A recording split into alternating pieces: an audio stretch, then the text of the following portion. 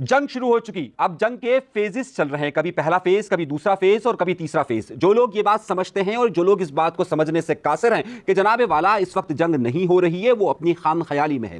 यकीनी तौर पर जंग हो रही है, दोनों तरफ से अपने अपने हथियारों का जहां इस्तेमाल किया जा रहा है, वहां जंगी टेक्निक्स का भी इस्तेमाल किया जा रहा है। और उस जंगी टेक्निक्स के अंदर एक सबसे बड़ा अहम हथियार होता है मीडिया, या जिसे आप प्रोपेगेंडा वॉर कहते हैं। इस प्रोपेगेंडा वॉर की सारी चीजें इंसान की नफ्सियात के साथ जुड़ी हुई होती है। और जाहिर सी बात है, अगर किसी कौम को आप प्रोपेगेंडे में आइसोलेट कर दीजिए तो इसका मतलब यह होता है कि जंग तकरीबन आधी से ज्यादा जीती जा चुकी है। लेकिन इस बार की सूरत हाल इंतहाई मुख्तलिफ नजर आती है।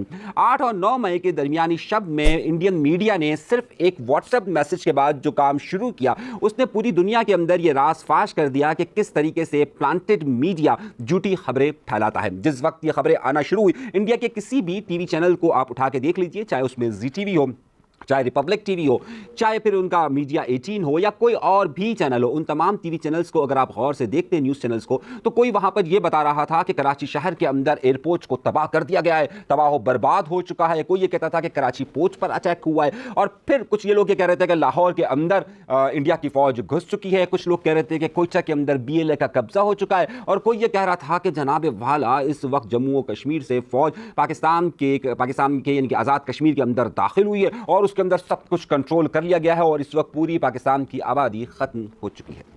लेकिन इन सब में कुछ भी हकीकत पर मबनी नहीं था। उसकी वजह क्या थी कि जब कभी भी आप ख्यालात को और तस्वुरात को और आप अपनी चाह को खबर की शक्ल देने की कोशिश करते हैं, तो उसका नतीजा यही बरामद होता है कि आप हकीकत से दूर और अफसानवी दुनिया में एक फैंटेसी वर्ल्ड के अंदर रहना शुरू कर देते हैं। और ये फैंटेसी वर्ल्ड का नतीजा ये निकलता है कि आप को जब धचका लगता है तो बहुत बुरा ही धचका आपको महसूस होता है।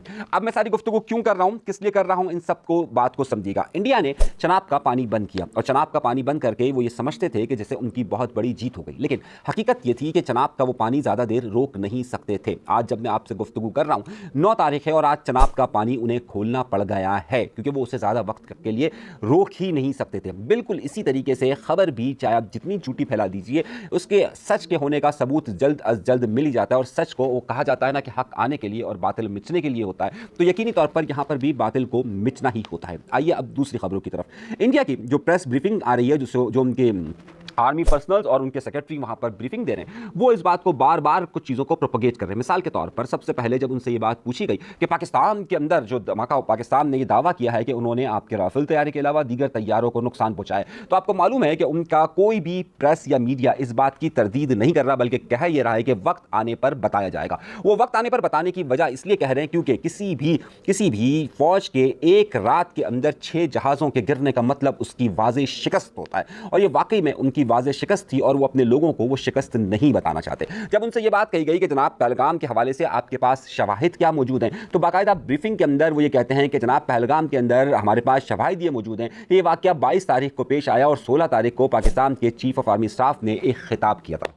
ये मैं आपको किसी दूर की बात नहीं बता रहा, लेकिन 22 तारीख के बाद आज जब मैं बात कर रहा हूं 9 तारीख है, यानी कि कुल आपके पास 19 दिन इस वाक़े को, 18 दिन इस वाक़े को हो चुके हैं, और इस 18 वाक़े के बाद भी शवाहिद के तौर पर यह बात कही जा रही है। जब उनसे पूछा यह जाता है कि आपने जो हमला किया है, वो हमला आपने किया तो आपके पास टारगेट क्या थे, तो उन्होंने कहा कि हम आपको सबूत ये देते हैं, और वो एक तस्वीर दिखाते हैं कि जिसमें जो लोग वहाँ पाकिस्तान में शहीद हुए हैं उनकी नमाज जनाज़ा के अंदर आर्मी ऑफिशियल्स शिरकत करते हैं। तो कहते हैं देखिए ये सबूत है कि यहाँ पर हाई टारगेटेड लोगों को मारा गया है, और इसी वजह से यहां पर आर्मी ऑफिशियल्स यहां पर इनकी नमाज जनाजा अदा कर रहे हैं। इन्हें इस बात का अंदाजा नहीं है कि पाकिस्तान के अंदर या कहीं पर भी जो मुस्लिम कम्युनिटी होती है, वो इंतकाल किसी का भी हो जाए उसके जनाजे में शिरकत जरूर करने जाते हैं। और जो दूसरा नुकता ये होता है कि और ख़ास तौर पर जब जंगी हालात हों, उसमें कोई भी आम शहरी की भी शहादत हो, तो पाकिस्तान के हाई ऑफिशियल से लेकर तमाम लोग उस जनाजे में शिरकत ज़रूर करते हैं, ताकि उनके साथ एक यकजहती का इजहार किया जा सके। तो इसका मज़र कहीं पर भी ये नहीं होता कि ये सबूत है कि जनाब ये लोग, इन लोगों ने नमाज जनाजा पढ़ी है इसलिए ये हाई ऑफिशियल्स हैं। इसी तरीके के अगर आप इनके प्रोपेगेंडा मुहिम को देखिए, जब इनसे सवाल पूछा जाता है तो जवाब कुछ और देते हैं। यानी कि इसी बुनियाद पर जब इनसे पूछा गया कि अगर आप ये बात का दावा करते हैं कि पाकिस्तान ने यहाँ पर हमला किया है और पाकिस्तान के लोग आए हैं, तो उसके शवाहिद क्या मौजूद हैं, तो वो कहते हैं कि शवाहिद भी हम आपको वक्त आने पर बताएंगे। आप दूसरी तरफ की एग्जांपल लीजिए। इसकी वजह मैं ये नहीं बता रहा कि पाकिस्तान की फ़ौज की बात कर रहे हैं, बल्कि आपको अंदाज़ा होगा कि जो लोग हमारे प्रोग्राम को मुसलसल देखते हैं उन्हें इस बात का अंदाज़ा होगा कि पाकिस्तान ने भी हमारे ऊपर मुख्तलिफ पाबंदियाँ आयद रही और आज हम दावे कर रहा है और पाकिस्तान ने यह कहा कि जनाब हमने इसके 6 जहाज़ों को गिराया। तो दूसरी तरफ से ये बात इस वक्त इंटरनेशनल मीडिया इस बात को ज़रूर तस्लीम कर रहा है कि 4 जहाज़ों के गिरने के शवाहिद मिले हैं। अब मैं ये बात बड़े ही दावे से इसलिए कर रहा हूँ कि आप BBC की रिपोर्ट्स को, BBC अंग्रेज़ी की रिपोर्ट्स को, BBC उर्दू की, BBC पंजाबी की और BBC फारसी की, अगर आप रिपोर्ट्स को उठा के देखिए तो वो 4 जगहों की निशानदही करते हुए नजर आते हैं कि जहां पर वाकई में जहाज़ों का मलबा देखा गया है और जहां पर जहाज़ गिरते हुए देखे गए हैं। इसी तरीके से इस वक्त आप द टेलीग्राफ की एग्जांपल ले लीजिए, वो इस बात को दावा करता है कि वाकई में राफेल गिरे। फ्रांस की खबर रसा इदारे भी इस बात की कह रहे हैं कि जनाब वहां पर राफेल गिरे। तो पाकिस्तान ने अगर दावा किया है 6 का, तो उसमें से 4 के तो शवाहिद खुद BBC भी दे रहा है, लेकिन इंडिया की तरफ से ऐसे कोई शवाहिद सामने नहीं आ रहे। दूसरी तरफ अगर पाकिस्तान में ड्रोन्स आ रहे हैं इंडिया के और इंडिया अगर उन ड्रोन्स को अटैक कर रहा है तो पाकिस्तान उस हवाले से वाज़ेह शवाहिद भी दे रहा है और वाज़ेह चीज़ें मौजूद भी नज़र आ रही हैं। अब मामला यह है कि पाकिस्तान का मीडिया उस तरीके से चीज़ों को प्रोपगेट नहीं करता, बल्कि ज़्यादातर पाकिस्तान के मीडिया को आप यूँ समझिए कि बड़े ही मोहतात अंदाज से गुफ्तगू करता है। इंडिया के अंदर क्योंकि जंगी माहौल को पैदा करना और उसका मीडिया क्योंकि उनके कंट्रोल में नहीं है, वहाँ पर आप जो भी गुफ्तगू कर लीजिए वो बिल्कुल इजाज़त होती है, वहाँ पर ना किसी चीज़ का ख्याल रखा जाता है। मैं कहता हाँ ऐसा नहीं है। अब मैं आपको बताता हूँ ऐसा नहीं है। ऐसा इसलिए नहीं है क्योंकि इंडिया के अंदर अगर आप मोदी सरकार की हिमायत में जो भी बात करेंगे, पाकिस्तान के ख़िलाफ़ आप जो कोई भी बात करेंगे उनको इजाज़त है, लेकिन पाकिस्तान के हक़ में बात करने की या फिर मोदी गवर्नमेंट के ख़िलाफ़ बात करने की आपको इजाज़त नहीं है। जो लोग भी मोदी गवर्नमेंट के ख़िलाफ़ गुफ्तगू करते हैं फ़ौरी तौर पर उनके ख़िलाफ़ FIR दर्ज करवा कर उनके ख़िलाफ़ बाकायदा गिरफ्तारियां की जाती है, उनका जीना मुश्किल कर दिया जाता है। तो अगर आप ये समझते हैं कि इंडिया के अंदर जो है वो मीडिया बहुत ज़्यादा आज़ाद है और वो सब कुछ कह सकता है, नहीं, इंडिया के अंदर एक सेलेक्टिव मीडिया आज़ाद है कि जिसके ऊपर मोदी का हाथ होता है या जिसे आप गोदी मीडिया भी करार देते हैं। एक नुकता अहम है, अब इंडिया में ये इंतहा पसंदी का रुझान इस हद तक पहुंच चुका है कि वहां पर गुज़िश्ता दिनों जो पाकिस्तान के झंडे ज़मीन पर रखे गए उसके साथ साथ पाकिस्तान के साथ साथ सऊदी अरब के झंडे रखे गए जिसमें कलमा पाक लिखा हुआ था और उसके ऊपर पैर रखे गए। उसके बाद दुनिया भर के अंदर रिएक्शन आया और दुनिया भर के मुसलमानों ने कहा कि ये हो क्या रहा है, आपने पाकिस्तान का झंडा रखा, दूसरी तरफ आप कलमा रख रहे हैं और कलमे के ऊपर पाँव रख रहे हैं। जिसके बाद सऊदी इंतज़ामिया, उसके साथ साथ UAE के लोगों का और उसके बाद लबनान, उसके बाद इराक, उसके बाद ईरान, उसके बाद तुर्की, सब जगहों से इस पर शदीद मजम्मत आना शुरू हुई।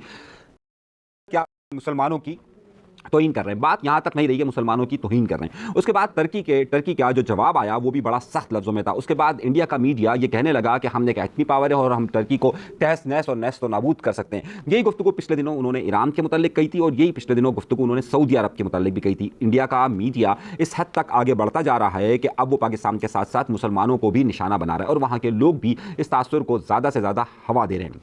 तो क्या इंडिया के अंदर 100% यही जंगी माहौल है? जी नहीं, ये 100% जंगी माहौल नहीं, बल्कि इंडिया जो मोदी का मीडिया है वो सारे माहौल को बनाने की कोशिश कर रहा है। मगर आपका सवाल मुझसे ये ज़रूर होगा कि आइंदा दिनों के अंदर होने वाला क्या है और क्या वाकई में कोई बहुत ही संजीदा नोयत की चीज़ आइंदा दिनों में होने वाली है।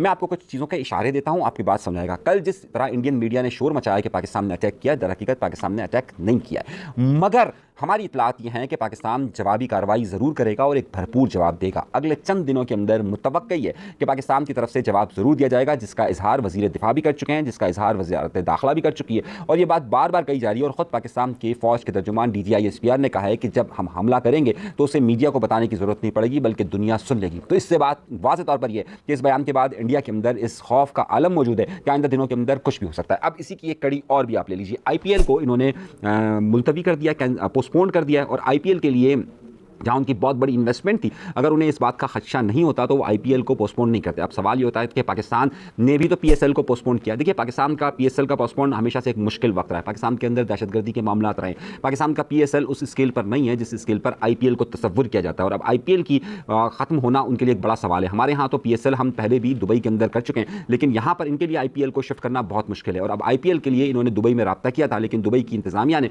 यह बात कह दी कि पाकिस्तान की इंतज़ामिया ने हमसे पहले रब्ता किया, इसलिए पहले PSL होगा और उसके बाद अगर हुआ तो फिर IPL होगा। तो ये सूरत हाल जो है वो बदलते लम्हे के साथ बदलती जा रही। अब इसमें एक और सवाल भी आपके जहन में होगा कि आइंदा दिनों के अंदर जिस तरीके से सऊदी वज़ीर ख़ारजा की आमद का वाक़या हुआ है, ईरान के वज़ीर ख़ारजा आए, इसी तरीके से अमेरिका इस मामले से अपने आप को दूर दूर रख रहा है, तो आइंदा दिनों के अंदर सालसी का किरदार कौन अदा करेगा? अमूमन अमेरिका इस तरह के टेलीफोन कॉल किया करता था, लेकिन इस बार लगता यह है कि उनकी कॉल में वो बात नहीं है। अब उसकी बहुत बड़ी वजूहत है। इस वक्त पाकिस्तान का जो असले का सारा इन्हिसार है वो चीन के ऊपर है और पिछले दिनों चीन के सफ़ीर का यह वाज़ेह बयान सामने आया था कि हम पाकिस्तान के साथ खड़े हुए हैं। और लेकिन दूसरी तरफ जो इंडिया है उसके असले का दारोमदार फ्रांस, इजराइल और अमेरिका पर है। ये जंग जितनी तवालत पकड़ती जाएगी उसमें असला इंडस्ट्री भी ज़्यादा फरोग पाती रहेगी। और अब ये बात कही जा रही है कि जदीद हथियारों की ये पहली ऐसी जंग है कि जो जदीद हथियार बनाने वाली कंपनी से हट कर होगी। मिसाल के तौर पर रूस और अगर यूक्रेन की एग्जाम्पल ली जाए तो रूस अपने हथियार बनाता है और यूक्रेन ने दुनिया भर से हथियार लिए, तो उन दोनों में फ़र्क है। मगर यहाँ पर जब एक तरफ राफेल उड़ता है और एक तरफ JF-17 अगर उड़ता है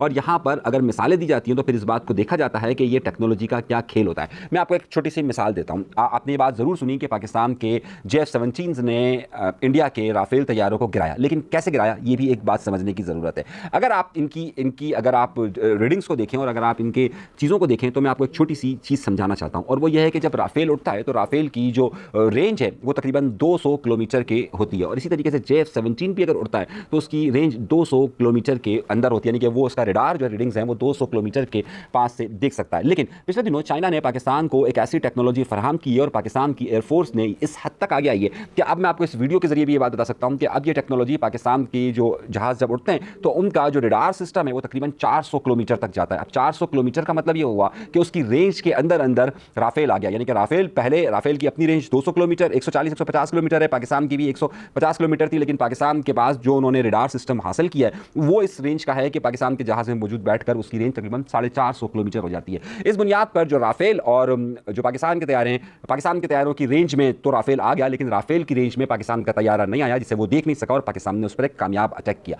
ये जो बात कही जा रही है पाकिस्तान की तरफ से कि ये हम टेक्निकल बुनियादों पर मैं आपको बता रहा हूँ, आप उस बातों को मत सोचिए कि ये किस तरीके से मुमकिनात में से है। ये मैं आपको बिल्कुल हकीकत बता रहा हूँ, टेक्नोलॉजी का कंपैरिजन बता रहा हूँ आपको, और आपको इसी वजह से पता चलेगा कि पाकिस्तान की एयरफोर्स की इस वक्त सलाहियतें क्यों बढ़ी हैं, क्योंकि जो मैंने आपसे शुरू में कहा कि दुनिया की जदीद टेक्नोलॉजीज़ के इस्तेमाल का ये वक्त है, और इसी वक्त पे चाइना ने अपनी जदीद टेक्नोलॉजी का इस्तेमाल किया और उन्होंने उसको प्रूफ किया जंगी बुनियाद पर कि ये हमारी टेक्नोलॉजी उनसे ज़्यादा आगे और हम आगे का सोच रहे हैं। इसीलिए वो जो रडार की टेक्नोलॉजी थी वो उन्होंने वहाँ पर इस्तेमाल की, और ये बात आपके जहन में होनी चाहिए कि किस तरह का मामला है। तो दोनों जहाज़ पहले अपने आप को एक दूसरे से फासले पर रखे हुए थे तकरीबन 200 किलोमीटर पर, लेकिन जब पाकिस्तान का रडार उड़ता है तो पाकिस्तान के रडार की क्योंकि सलाहियत ज़्यादा है तो उस बुनियाद पर ये अटैक्स यकीनी तौर पर हुए।